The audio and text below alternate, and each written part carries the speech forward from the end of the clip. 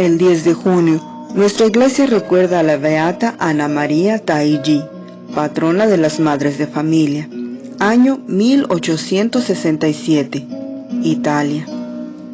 Durante el siglo XIX, una de las mujeres más populares y de mayor fama de santidad en Roma fue Ana María Taigi, una sirvienta, esposa de un obrero.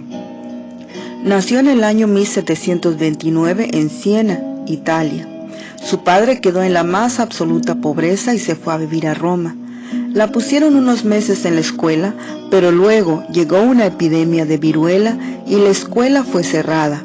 Ella aprendió a leer un poco, pero no aprendió a escribir más que su firma a garabatos.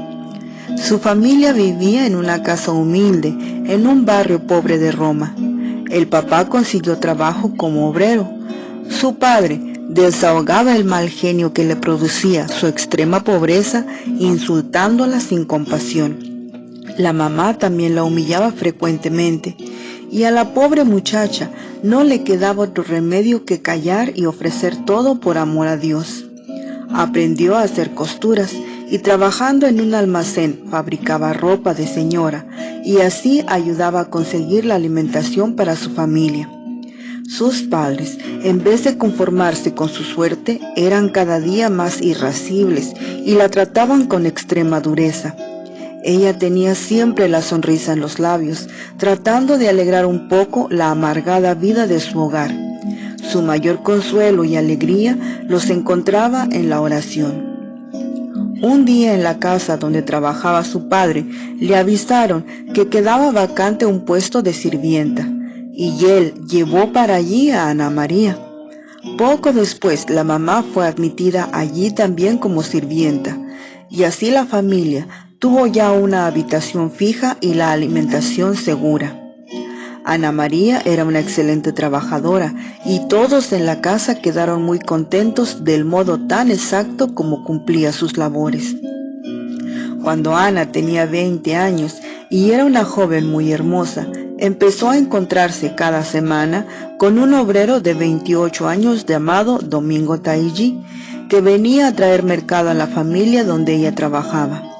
Se enamoraron y se casaron. Él era tosco, mal geniado y duro de carácter, pero buen trabajador, y ella lo irá transformando poco a poco en un buen cristiano.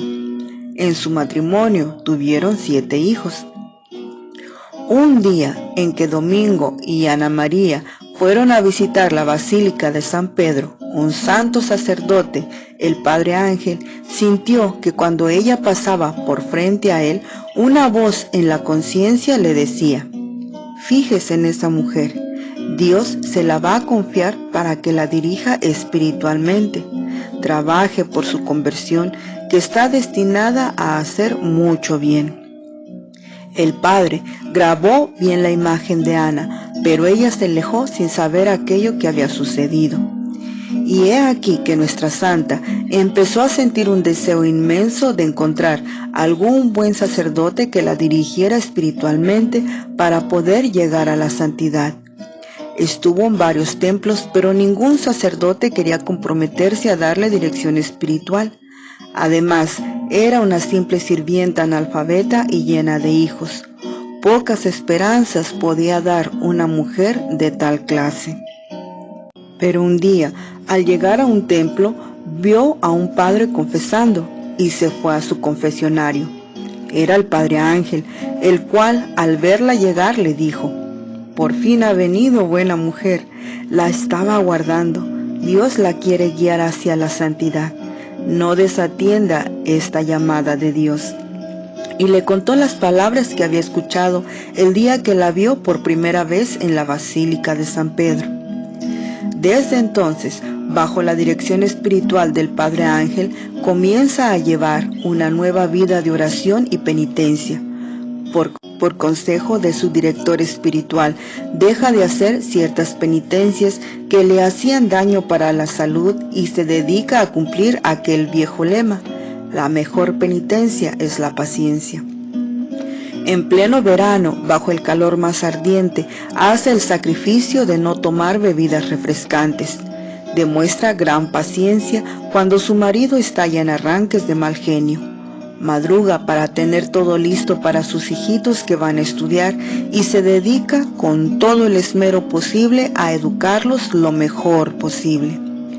Sufre con admirable paciencia las burlas de muchas personas que la tildan de beata y besaladrillos. Y sucede entonces algo muy especial.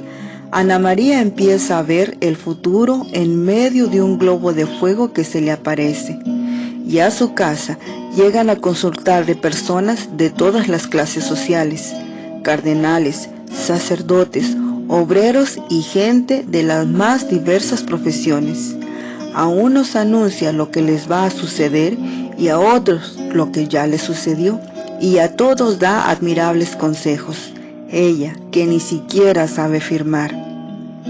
Domingo Taiji dejó escrito esto: cuando llegaba a mi casa, la encontraba llena de gente desconocida que venía a consultarle a mi mujer, pero ella, tan pronto me veía, dejaba a cualquiera, aunque fuera un monseñor o una gran señora, y se iba a atenderme y a servirme la comida y a ayudarme con ese inmenso cariño de esposa que siempre tuvo para conmigo. Para mí y para mis hijos, Ana María era la felicidad de la familia. Ella mantenía la paz en el hogar, a pesar de que éramos bastantes y de muy diversos temperamentos. La nuera era muy mandona y autoritaria y la hacía sufrir bastante, pero jamás Ana María demostraba ira o mal genio. Hacía las observaciones y correcciones que tenía que hacer, pero con la más exquisita amabilidad.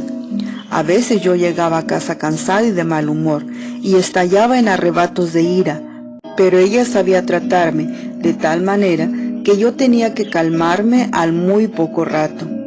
Cada mañana nos reunía a todos en casa para una pequeña oración, y cada noche nos volvía a reunir para la lectura de un libro espiritual. A los niños los llevaba siempre a la Santa Misa los domingos y se esmeraba mucho en que recibieran la mejor educación posible. Para llevarla a la santidad, Dios le permitió muy fuertes sufrimientos que ella ofrecía siempre por la conversión de los pecadores. Por meses y años tuvo que sufrir una gran sequedad espiritual y angustias interiores. Antes de morir, padeció 7 meses de dolorosa agonía, y a pesar de todo, su eterna sonrisa no desaparecía de sus labios. Sufrió la pena de ver morir a 4 de sus 7 hijos. Además, tuvo que sufrir por las calumnias y murmuraciones de la gente. De varias personas anunció la fecha en que iba a morir y se cumplió exactamente.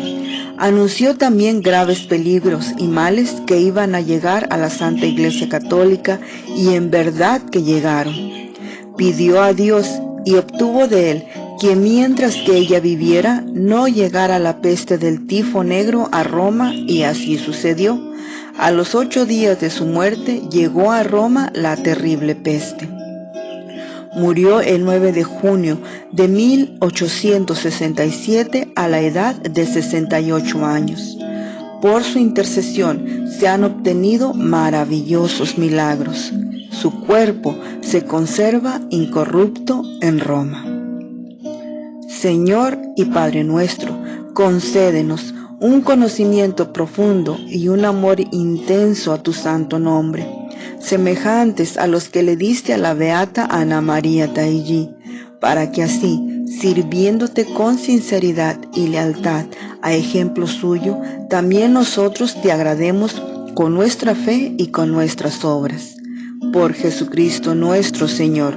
Beata Ana María Taiji, ruega por nosotros.